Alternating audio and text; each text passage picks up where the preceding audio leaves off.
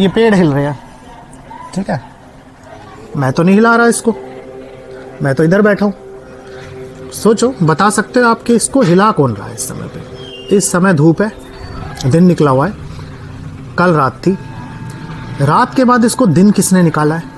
Room की light जलाने के लिए मैं बटन दबाता हूँ तो लाइट हो जाती है, बटन बंद करता हूँ तो अंधेरा हो जाता है। इस लाइट और अंधेरे को कौन कर रहा है? नेचर को छोड़ दो, मेरी बॉडी पे मेरा कितना अधिकार है जरा देखो। अब आप कहोगे नहीं, ये हाथ में ऐसे ऐसे करके हाथ हिला सकता हूँ, ये हाथ में उठा सकता हूँ, ये पैर में उठा सकता हूँ, आंखों से इधर उधर देख सकता हूँ। कोई अनंत शक्ति है, वो अद्वितीय शक्ति है जो कर रही है उस काम को। और क्योंकि आदमी के हाथ में होता तो कोई अपने आप को कभी कैंसर ना करवाना चाहता, कोई अपना हार्ट फेल ना करवाना चाहता, कोई नहीं करवा। तब लाइट वाइट नहीं इन्वेंट हुई थी, लाइट तो 200-300 साल पहले इन्वेंट हुई होगी।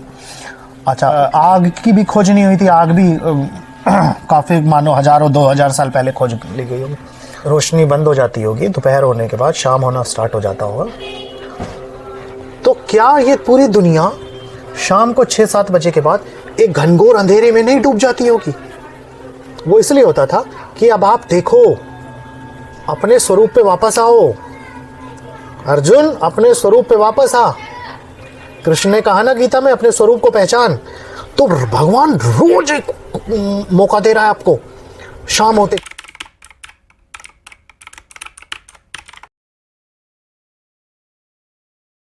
वीडियो में हमने ये बात की थी कि ये जो संसार है ये एक तरीके का सपना है।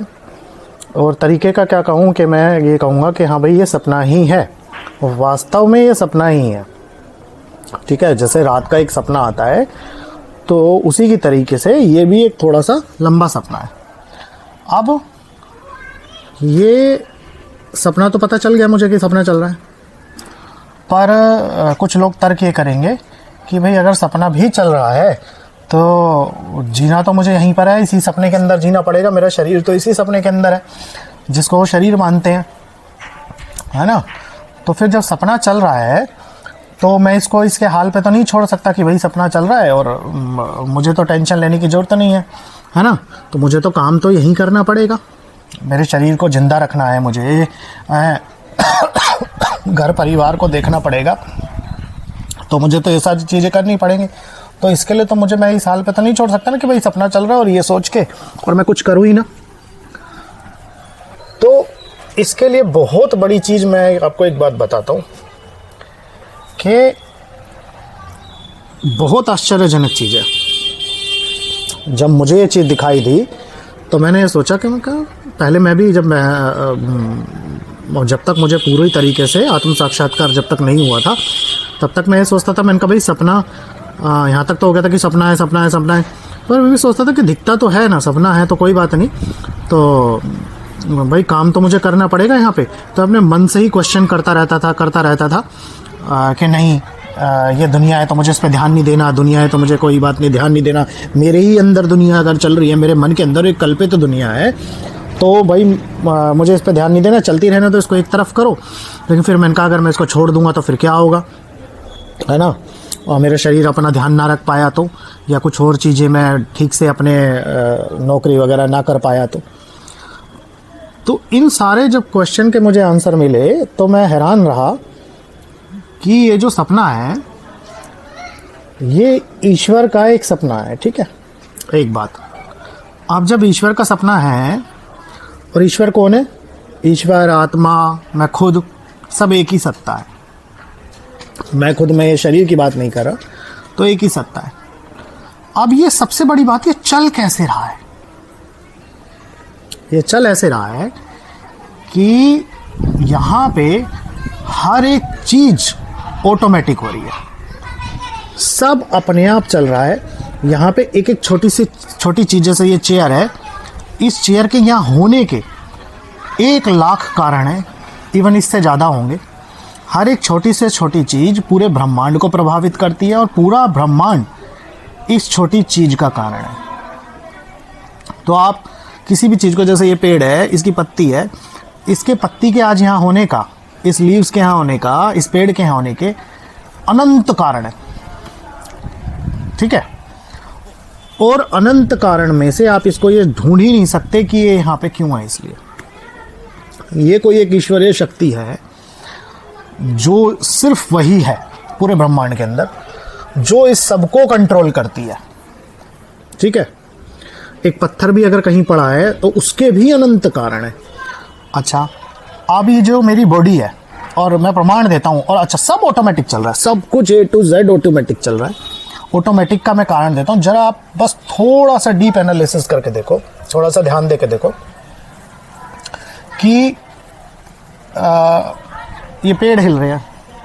ठीक है, मैं तो नहीं हिला रहा इसको, मैं तो इधर बैठा हूँ, कोई पीछे आदमी भी दूसरा नहीं दिखाई दे रहा, इन्हें हिला कौन रहा है?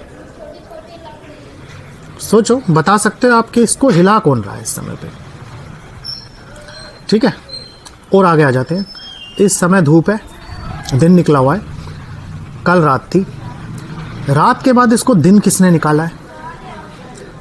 मैं अपने रूम की लाइट जलाने के लिए मैं बटन दबाता हूं तो लाइट हो जाती है, बटन बंद करता हूं तो अंधेरा हो जाता है। इस लाइट और अंधेरे को कौन कर रहा है?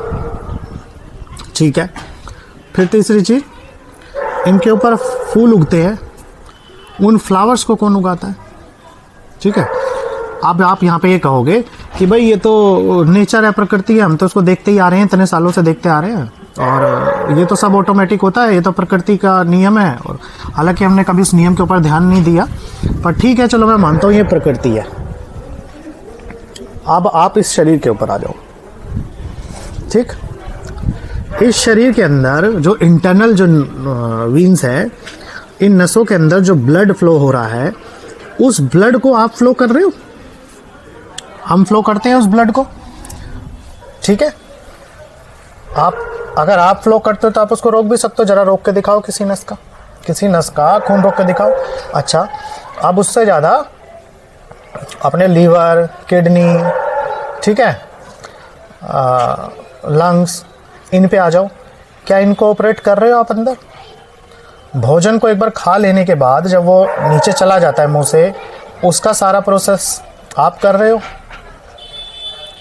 ठीक है, इस पूरी बॉडी का अब मैं क्या करता हूं, ये कुछ मेरे हाथ में नहीं है। नेचर को छोड़ दो, मेरी बॉडी पे मेरा कितना अधिकार है जरा देखो। अब आप कहोगे नहीं, ये हाथ में ऐसे ऐसे करके हाथ हिला सकता हूँ, ये हाथ में उठा सकता हूँ, ये पैर में उठा सकता हूँ, आंखों से इधर उधर देख सकता हूँ। ठीक है, तो ठीक है, मैं आपकी इस बात को रख लेता हूँ। आप कहोगे कि चलो 5% काम मेरे हाथ में है, 95% काम ईश्वर कर रहा है। ठीक, कोई अनंत शक्ति है, वो अद्वितीय शक्ति है जो कर रही है उस काम को। और क्योंकि आदमी के हाथ में होता तो कोई अपने आप को कभी कैंसर ना करवाना चाहता, कोई अपना हार्ट फेल ना करवाना चाहता, कोई नहीं करवाना चाहता ना, तो यानी हमारे हाथ में तो नहीं, कोई अनंत शक्ति है जो इसको भी ऑपरेट कर रही है। ठीक है, अब मेरे हाथ में जो चीज़ है, अब आप कहते हो ये मेरे हाथ में है, मैं आपसे एक चीज़ कहता हूँ, आप कहते हो कि मैं तो यहाँ तक भी कहा कि भाई ये जो हाथ आप उठा रहे हो ना, ये भी इस समय उठना था, तब ये उठा, इसको भी आप नहीं उठा रहे, वही अनंत शक्ति इसको भी उठा रही है। अच्छा, आप कहोगे ऐसे कैसे? अब मैं तो भाई मैं दिखाता हूँ अनंत शक्ति कैसे काम करती है। मैं जाके सो जाता हूँ, मैं उठूंगा ही नहीं, मैं देखता हूँ अनंत शक्ति कैसे मेरा हाथ पैर हिलाती है। तो आप जरा सो के ट्राई करो, 2 दिन, 4 दिन, 5 दिन, 6 दिन उठो मत, बताओ कितने दिन तक सो पाओगे? तो वो जो अनंत शक्ति है ना, वो आपको 1 दिन 2 दिन के अंदर अंदर उठा ही देगी। और पता है उठाती क्यों है वो? आप अपनी मर्जी चला ही नहीं सकते, उठाती क्यों है? उठाने का कारण ये है कि पिछले जन्म में या उससे पहले के जन्म में जो प्रारब्धों की एनर्जी आपने भरी है अपने अंदर, जो मरते समय ऊर्जा आपने भरी, जो इच्छाएं आपकी अधूरी रह गई, या आपने जो कर्म किए थे, उनको इकट्ठा करके आप लेके आए हो, तब ये कल्पना का शरीर ऐसे खड़ा हुआ है। और एक चाबी भरी गई है ईश्वर के थ्रू, ये सब चल रहा है अपने आप। जब मैं आत्म स्वरूप में आया और जब मैं परम तत्व के साथ एक हुआ, तो मैंने इसको देखा कि ये अपने आप खाना खा रहा है, कि निर्जीव सी चीज अपने आप, क्योंकि मन बीच में से हट गया। जो एक मन था वो तो मर चुका था, या तो आत्मा रह गई जो बस देखती रहती है, और ये जड़ित वस्तु, तो ये अपने आप खाना खा रहा है, अपने आप चल रहा है, सब कुछ कर रहा है। ये सब कुछ मैंने अपने आप होते देखा चीजों को। जब मैं प्रकाश से बाहर आया, सब कुछ अपने आप हो रहा है। तो मैंने कहा यार सब कुछ अपने आप होता है, वो शक्ति सब कुछ ऑपरेट कर रही है। मतलब ये मेरा वहम है कि मैं इस हाथों को हिला रहा हूँ, मैं जा रहा हूँ, मैं ऑफिस जाता हूँ या मैं कोई और काम करने जाता हूँ, ये सब क्या मेरा वहम है? एक्यूरेटली 1,00,000% सिर्फ वहम है। सब कुछ उसके हाथ में चल रहा है। वो एक शक्ति है जो सब कुछ ऑपरेट कर रही है और उस दिन तक ऑपरेट कर रही है जिस दिन तक इसका हिसाब किताब पूरा नहीं हो जाता। जैसे ही हिसाब किताब पूरा होगा ये सीधा गिरेगा नीचे और आपके सगे संबंधी पड़ोसी उठा के इसको फूकाएंगे। आप पे कोई प्रभाव नहीं पड़ेगा। आप अभी भी हो, महसूस करो आंख बंद करके मैं हूं। संसार तो गायब हो गया ना आंख बंद करके, आप तो अभी भी हो। आप ऐसे ही तब भी रहोगे। ठीक है, तो सब कुछ ऑटोमेटिक हो रहा है। अब अगर सब ऑटोमेटिक हो रहा है तो मैंने बोझा क्यों रखा हुआ है अपने सर के ऊपर?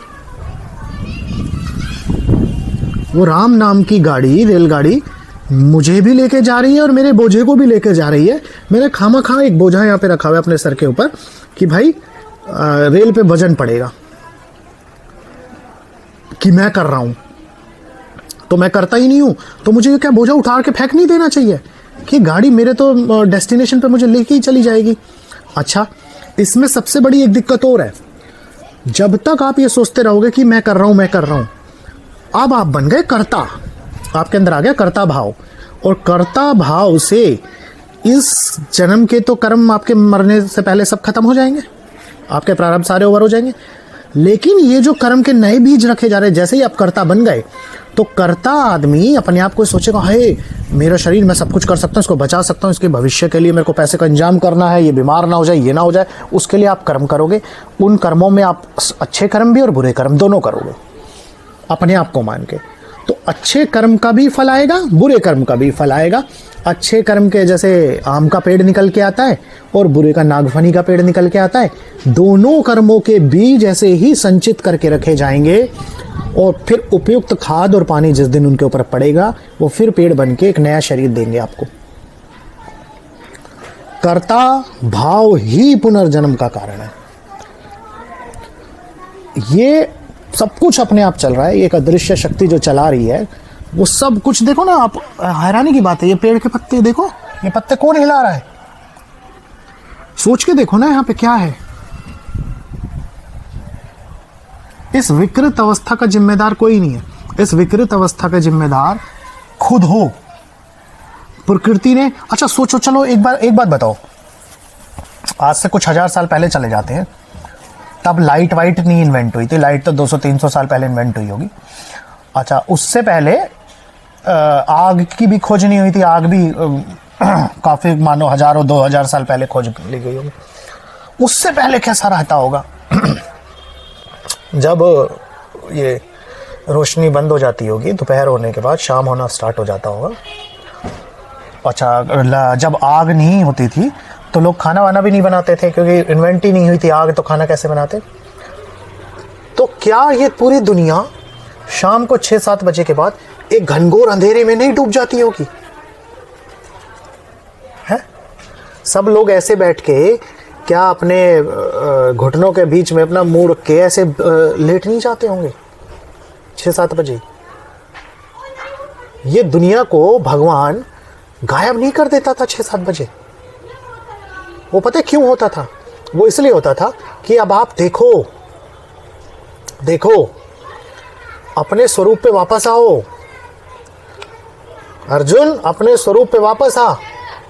कृष्ण ने कहा ना गीता में, अपने स्वरूप को पहचान। तो भगवान रोज एक मौका दे रहा है आपको, शाम होते के साथ ही। इंसान ने क्या किया? उस शाम को भी बंद कर दिया। उसने आग ढूंढ ली, उसने लाइट ढूंढ ली,